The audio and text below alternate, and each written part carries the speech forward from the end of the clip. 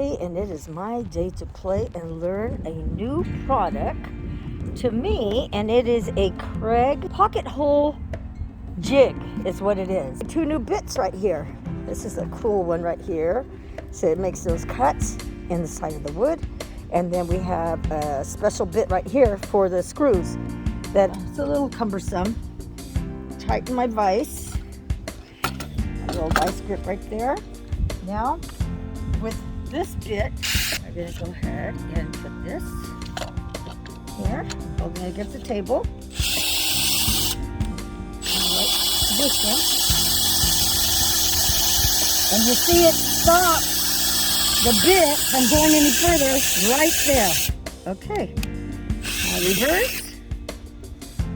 And this is the beauty of this new tool that I've been wanting to learn. And then there we go. Got that right there. Now what I'm going to do is I'm going to take that and a piece of wood.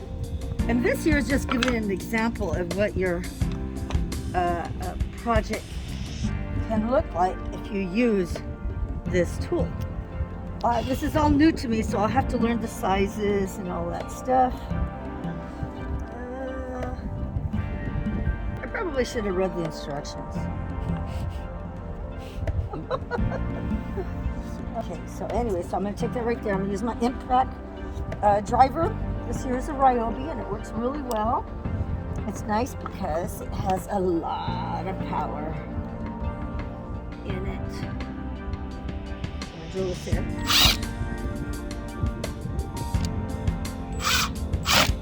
It's a little tight. And tighten it just a little bit more. Ooh, that's nice and secure. Okay, grab another one of that same size, angle. And I have it lined up on the other side, as you can see. This side right here, it's lined up nice and straight, nice and flush. So I'm going to take this. Now you know I didn't pre-drill my wood, but with this impact drill, it really helps a lot. So let's see. Ooh, that's nice. All right, now I can't wait to proceed. And all right, all of the wood has been sanded. We have a total of 7 pieces. We have 2 that are going to be for the bottom sides, the top sides, also a top and bottom step, and then a 2x2 that's going to be a brace at the back. My pieces have been marked, and I've already started drilling in with the pocket hole jig. I just started drilling in with the pocket hole jig, and so I have these 2 pieces together, the bottom and then the upper part that's going to be just right under the top step here. And now what is recommended, I would suggest, is to put a little bit of glue on your wood to hold it in place before you put set the jig in. It's just an added measure when you add a little bit of wood glue to your project to secure them in place. Just kind of feel a little better having it secured together. So I'm going to lay this down, line it up, and let it start to dry just a little bit before I put the jig in. In the meantime, I'm going to come over to this side and I'm going to finish drilling in this screw from the lower to the upper part. So you'll see how we do that.